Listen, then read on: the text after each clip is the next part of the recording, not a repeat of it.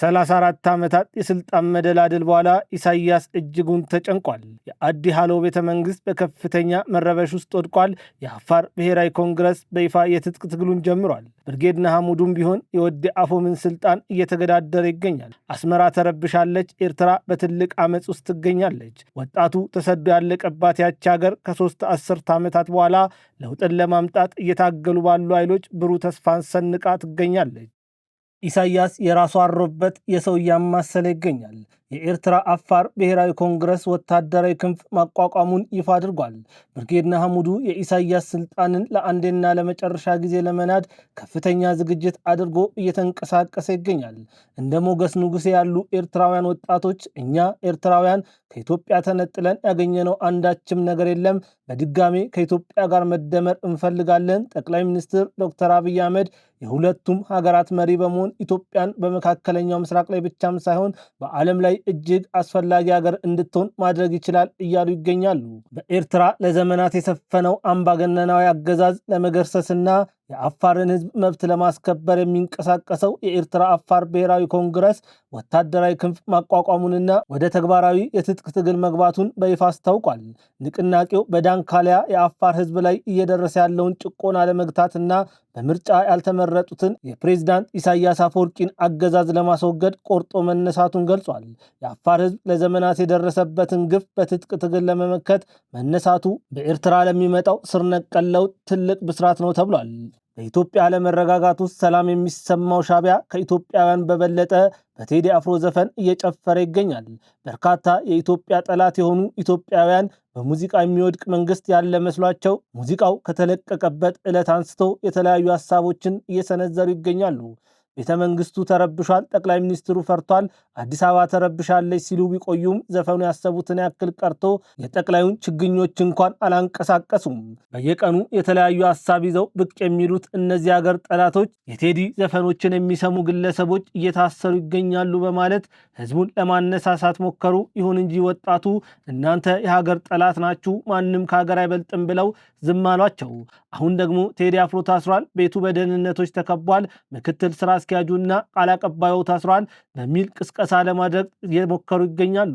ከዚያ አልፎ ተርፎ ለሬዲዮና ለቴሌቪዥን ጣቢያዎች እንዲሁም በከተማው ለሚገኙ መዝናኛ ስፍራዎች ላይ የቴዲ አፍሮ ሙዚቃ እንዳይከፈት ትዕዛዝ ተሰጥቷል እያሉም ይገኛሉ። ነገሩ ረጅም ሰንሰለት ያለው ከግለሰብ እስከ ድርጅት መዋቅራዊ ስልት ነድፈው እየተንቀሳቀሱ የሚገኙበት ኢሳያስ አፈወርቂ የዚህ ቡድን ዋነኛ መሪ በመሆን እየመራ የሚገኝበት ትልቅ የጥላቻ ግንባር መስርተዋል። ሞትን እየጠራ የሚገኘው ወያኔ ትናንትናም ዛሬም ነገም ሁሌም የማይሻሻል ቡድን ነው።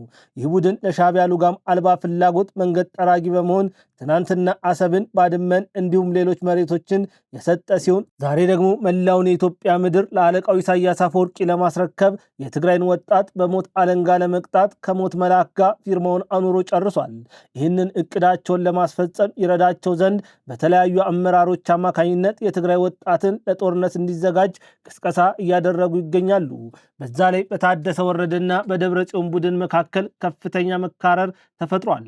ሌተናንት ጀነራል ታደሰ ወረደ ትናንትና በሰጡት መግለጫ ላይ በትግራይ መንግስት አለ፣ እኔ የዚህ ክልል መሪ ነኝ፣ እኔ ያለው የሌለው ለማስመሰላት ሞክሩ፣ በኃይል ከስልጣን ሊያወርደኝ የሚፈልግ ካለ ፈረሱም ሜዳውም ይኸው ከኔ ጋር ሜዳ ላይ እንገናኝ ሲሉ ተናግረዋል። ጀነራሉ ችግሮች በሆይ ሆይታ በጫጫታና ደጋግሞ በመሰብሰብ የሚፈታ አይደለም፣ እኔን ከስልጣን ለማውረድ የሚደረግ እንቅስቃሴ ወንድ የሆነ ሜዳ ላይ ከኔ ጋር እንገናኝ ሲሉ ተናግረዋል። እሳቸው ይህንን ባሉ በነጋታው ህወሓት ከአክሱም ከተማ ወደ መቀሌ ከተማ ተመልሶ በዛሬው ዕለት ትልቅ ስብሰባን አድርጓል። በዚህ ስብሰባ ላይ የተገኙ የህወሓት አባላቶች የቀድሞ 100 ብር ተመልሶ አገልግሎት እንዲሰጥም መወሰናቸው ተሰምቷል። በትግራይ ላይ ያለው ጉዳይ እጅጉን የተካረረ ይመስላል። የኢትዮጵያ መንግስት ነገሩን በሆደ ሰፊነት እየተከታተለው ቢሆንም ህወሓት ከትናንትናው የማይማርና አሁንም ጦርነትን ለመክፈት እየሞከረ የሚገኝ ቡድን በመሆኑ የኢትዮጵያ መንግስት ነገሮችን እያየ ባላየ ቢያልፍም ነገሩ እንዲሁ በቀላሉ የሚፈታ አይመስልም። ተፈናቃዮችን ለመመለስ በተደረገው ጥረት በፍጹም ተፈናቃዮችን እንዳይመለሱ እንዳይመለሱ እንቅፋት በመፍጠር በተፈናቃዮች ራብ ላይ ፖለቲካ ሰርተዋል። ህወሓት በተደጋጋሚ ከኤርትራ መንግስት ጋር ሰፊ ግንኙነት ሲፈጥር የቆየ ሲሆን ግንኙነቱ የህዝብ ለህዝብ ትስስር የሚል የዳቦ ስም የተሰጠው ቢሆንም ሐቁ ግን የሻዕቢያና የወያኔ የጋራ ጥምረት ኢትዮጵያ የምትባለውን ሀገር ለማፍረስ የተደረገ ስምምነት መሆኑን በተደጋጋሚ ታይቷል። ከአፋብን ጋር ተጣምሯል። ከኦነግ ሸኔ ጋር ተጋምዷል። ከግብፁ አብዱል ፈታህ አልሲሲና ከሱዳኑ አልቡርሃን ጋር እየሰራ የሚገኘው ህወሓት አሁን እየወጡ ባሉ መረጃ መሰረት ደግሞ ከአልሻባብ ጋር እየሰራ መሆኑን የቀድሞ የፌዴሬሽን ምክር ቤት ፕሬዝዳንት የነበሩት ወይዘሮ ኬሪያ ኢብራሂም አጋልጠዋል። ሰላም ጤና ይስጥልን ውድ አድማጭ ተመልካቾቻችን፣ ይህ መሃል ሚዲያ ትንታኔ ሰዓታችን ነው። በዛሬው ትንታኔያችን ላይ ዶክተር አብርሃም በላይ ያጋለጡት የህወሓት ሚስጥር እንዲሁም የኢሳያስ አፈወርቂ ፍላጎትን የምንዳስስ ይሆናል። ከዚህ ውጭ በኤርትራ የተፈጠረው ወታደራዊ ሙግትንና ከኢትዮጵያ ጋር እንደመር የሚለውን ጥያቄ እንመለከታለን። በዚህ ብቻም ሳናቆም በህወሓትና በታደሰ ወረደ መካከል የተፈጠረውን ልዩነት እንዳስሳለን። ኢትዮጵያ ትፈርሳለች የሚል ንግግርም ተሰምቷል። ይህንንም እንመለከታለን። እስከ ትንታኔው ፍጻሜ ድረስ አብራችሁን እንድትቆዩ እየጠየቅኩኝ ከሀፍታ ቆይታ በኋላ በቀጥታ ወደ ትንታኔው ማልፍ ይሆናል። ሚዲያችንን ሰብስክራይብ፣ ትንታኔውን ላይክና ሼር ማድረጉትን አይዘንጉ። ከትንታኔው ጋር እኔ ቢንያም ከድር አብሬያችሁ የምቆይ ይሆናል።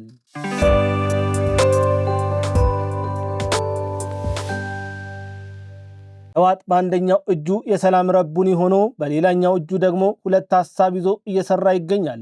የህወሓት ትልቁ እቅድ ዳግም በኢትዮጵያ መንበር ላይ በመቀመጥ ኢትዮጵያ የምትባል ሀገርን ፍርስርስ ማድረግ ሲሆን ይህ የማይሳካ ከሆነ ደግሞ የጊዜ አስተዳደሩን በማፍረስ በዶክተር ደብረጽዮን የምትመራና ከኢትዮጵያ ተነጥላ ዲፋክቶ ስቴት ማድረግ እንዲሁም ከሻዕቢያ ጋር በመሆን ትግራይን ከኤርትራ ጋር ማቆራኘት ሌላኛው እቅዳቸው ነው። ታደሰ ወረደ የሚመራት ትግራይ ከራሱም ሆነ ከደብረጽዮን ቡድን ቁጥጥር ወጥታለች።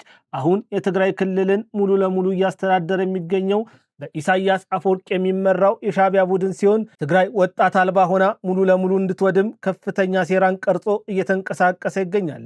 የሻዕቢያ የዘመናት ህልሙ ትግራይ የምትባል ምድር ሲኦል እንድትሆንና በትግራይ ውስጥ ምንም አይነት ትውልድ እንዳይኖር በማድረግ በትግራይ ውድቀት ውስጥ ኤርትራን መለካት ነው። ለዚህም ይረዳው ዘንድ ማንኛውም በትግራይ ክልል ውስጥ የሚገኝ ወጣት ታፍሶ ወደ ወታደራዊ ስልጠና ስፍራዎች እንዲገቡ ተወስኗል። ይህንን የተቃወሙ ወጣቶች ሀራ መሬት በመግባት ኢሳያስ አፈወርቂንና ደብረጽዮንን እየተቃወሙ ይገኛሉ። ኢሳያስ አፈወርቂ ትልቁ ችሎታው መረበሽና ቀጠናውን ሰላም ማሳጣት ነው። በከተማዋ ዋናዋ አስፓልቶች ዛሬም ድረስ ከመኪናዎች ይልቅ አህያና ፈረስ ቅድሚያ ይሰጣቸዋል። በ21ኛው መቶ ክፍለ ዘመን ኢንተርኔት ብርቅ ሆኖባት በአማዞን ጫካ ውስጥ እንዳሉ ማህበረሰቦች ከዓለም ርቃ የምትኖረው ከዩኒቨርሲቲ ይልቅ ወታደራዊ ማሰልጠኞችን በመክፈት ወጣቶችን በዚያ ማጎር ትልቅ ስኬት አድርጋ የምትቆጥር ሀገር ኤርትራ ብቻ ናት። ዶክተር አብርሃም በላይ በራሳቸው የፌስቡክ ገጽ ላይ ጸረ ህዝብ የሆነው ቡድን ማን ነው በሚል በጻፉት ጽሑፍ ላይ 15 ነጥቦችን በማንሳት ህወሓት ጸረ ህዝቡ ቡድን እንደሆነ ሲሞግቱ ይታያሉ። እንደ ዶክተር አብርሃም ገለጻ ህወሓት በትግራይ ምንም አይነት ሰላም እንዲመጣ የማይፈልግ ሲሆን የፌዴራል መንግስቱ በፕሪቶሪያው ስምምነት መሰረት በመላው ትግራይ ምርጫ ተደርጎ ትግራይ ከጊዜያዊ አስተዳደሩ ተላቃ መደበኛ መንግስት እንዲኖራት ቢጥርም ይህ ቡድን ደግሞ በትግራይ ምንም አይነት ምርጫ አይካሄድም እያለ ይገኛል ሲሉ ወቅሰዋል። አስደሳች ዜና ለዩቲዩበሮችና ለቲክቶክ ላይቭ ስትሪመሮች እንዲሁም ለፖድካስት አዘጋጆች የዩቲዩብ ቻናል ወይም ቲክቶክ ለመጀመር አስበው ምቹ ስፍራና ዘመናዊ ማቴሪያል ማግኘት ጭንቅ ሆኖቦታል? እንግዲያውስ መሃል ሚዲያ ስቱዲዮ ያለምንም ራስ ምታት ሀሳቡን ለዓለም የሚያካፍሉበትን የተሟላ መፍትሄ ይዞሎት መጥቷል። ባለን ዘመናዊ ስቱዲዮና የሰለጠኑ ባለሙያዎች ጭንቀቱን እናራግፋለን። ካሜራ፣ መብራት፣ ማይክሮፎን እንዲሁም ኤዲቲንግ አስጨንቆታል? ቀረጻውን፣ ማራኪውን የቪዲዮ ሽፋን ወይም ተምኔል እንዲሁም የድምጽ ማስተካከያውን እኛ በከፍተኛ ጥራት ሰርተን ዝግጁ እናደርግሎታለን። እርስዎ ሀሳቡን ብቻ ያካፍሉ። ለድርጅቶ፣ ለጥናቶ ወይም ለቢዝነሶ ጥልቅ መረጃዎችን ወደ ማራኪ ቪዲዮ ትንታኔ መቀየር ይፈልጋሉ? የተወሳሰቡ መረጃዎችን በሚገባ ተንትነን በግራፊክስ አዋስተን ፕሮፌሽናል አጭር ዶክመንተሪ እናዘጋጅሎታለን። ዘመናዊ ካሜራዎች፣ ማይኮችና ድምጽ በማያስተጋባ ሳውንድ ፕሩፍ በሆነው ምቹ ስቱዲዮአችን በሰዓት ተከራይተው ምርጥ ስራ ይስሩ። ለግማሽ ቀን ወይም ለረጅም ሰዓት ለሚከራዩ ልዩ ቅናሽ እናደርጋለን። መሃል ሚዲያ ስቱዲዮ ለምን ይመርጣሉ? ጊዜውን ይቆጥባሉ። ምንም አይነት የዕቃ ግዢ ወጪ አይጠበቅቦትም። ከፍተኛ የምስልና የድምጽ ጥራት ያገኛሉ። ማንኛውንም የሚዲያ ስራ በአነስተኛ ዋጋ እንዲሁም በከፍተኛ ጥራት ለማሰራት አሁኑኑ ያነጋግሩን። አድራሻ መሃል 4 ኪሎ መሃል ሚዲያ ስቱዲዮ። ሐሳቦን ወደ ተጽዕኖ ፈጣሪነት እንቀይራለን። ተፈናቃዮች እንዲመለሱ አይፈልጉም። በትግራይ ምንም አይነት ልማት እንዲመጣ አይሰሩም። በህገወጥ የማዕድን ዝውውር ላይ በመሳተፍ ትግራይ ማግኘት የሚገባትን ጥቅም እንድታጣ እየሰሩ ይገኛሉ። ከዲያስፖራ የሚመጣው ገንዘብ ኦዲት መደረግ የለበትም በሚል ከፌዴራል መንግስቱ ጋር እሰጥ አገባ ይገባሉ። ከጎረቤት ሀገራት ጋር ግንኙነት በመፍጠር የፌዴራል መንግስቱን ስልጣን እየተሻሙ ይገኛሉ። ከሻቢያና ከአልሻባብ ጋር እየተገናኙ ኢትዮጵያን ለማፍረስ ጥረት እያደረጉ ይገኛሉ ሲሉ ገልጿል። ያች ሀገር ዘመን ጥሏት ሄዶ እሷ ግን ዛሬም ከመነሻው ቆማለች። ሁሉም ነገር ባለበት እንደቆመ ነው። 34 ዓመት በተላቆጠ ጭቃ ውስጥ እንደሚሄድ ሰው ካለበት ፈቀቅ ማለት ከብዷታል። ፓርላማና ህገ መንግስት በዚያች ሀገር ፈጽሞ አይታወቅም። መሪዋም ቢሆን በሆሊውድ ፊልሞች ላይ እንደምናያቸው እጽ አዘዋዋሪዎች፣ ኃይለኛ ወንበዴና ማፊያ ነው። ሀገራቸው ላይ ያመፁ አማጽያን በሀገረ ኤርትራ ልዩ የክብር ቦታ ይሰጣቸዋል። ኤርትራ በአፍሪካውያን ዘንድ ግጭትን ቀስቃሽ፣ ጸብንና ጦርነትን ጨማቂ፣ የቀንዱ አዋኪ፣ የግብፅ ተላላኪ ተብላ ትጠራለች። ምዕራባውያን ደግሞ የቀይ ባህር ማነቆ ሲሏት፣ የመካከለኛው ምስራቅ ሀገራት ኢሳያስን የማፊያዎች አለቃ ሲሉ ይጠሩታል። ኢሳያስ ወርቅን ለመዝረፍ በዲሞክራቲክ ኮንጎ ላይ ወታደርን ያዘመተ፣ ከንግግር ይልቅ ጦርነትን የሚመርጥ፣ ለዜጎቹ ግድ የሌለው፣ ለከፈሉት ሁሉ ወታደሮቹን የሚልክ፣ ከወያኔ ፋኖና ሸኔ ጋር የቆመ፣ ከየመን የተዋጋ፣ ከሁቲና ከቦኮ ሃራም ጋር የተጋመደ፣ እጆቹ ከብር ይልቅ የጥይት ባሩድን የሚመርጡ፣ ንግግሩ ሰላምን ሳይሆን ጦርነትን የሚሰብክ፣ አይኖቹ ከራሱ ሀገር ይልቅ የሌላን ሀገር እያዩ የሚቀሉ፣ ከግጭት የሚያተርፍ ስራን የማይወድ አደገኛ ገዳይና አስገዳይ ሰው ነው። ያች ሀገር 35 ዓመታት ሙሉ ለውጥን አታውቅም። በእነዚህ ዓመታት ለራሷ ለውጥ ያላመጣች፣ ከጦርነት ውጪ ምንም አይነት መፍትሄ የሌላት ሀገር ጋር ተዳምሮ ከጦርነት ውጪ ምንም አታመጣም። ህወሓት ትናንትና አብሮት የነበሩት ሁሉ ከድተውታል። ከደብረ ጽዮን ጋር መስራትን እንደ ውርደት እንደ መሸማቀቅ ቆጥረው ይገኛሉ። የፋኖን እንቅስቃሴ የሚደግፉ የተለያዩ ግለሰቦች ከደብረ ጽዮን ቡድን ጋር ሆነው ጠቅላይ ሚኒስትር ዶክተር አብይ አህመድ ላይ ትችት መሰንዘርን ከጀመሩ ዓመታት የተቆጠሩ ሲሆን አሁን ደግሞ የደብረ ጽዮን ቡድንን በመደገፍ የታደሰ ወረደ ቡድንን ለማሸማቀቅ ጥረት እያደረጉ ይገኛሉ።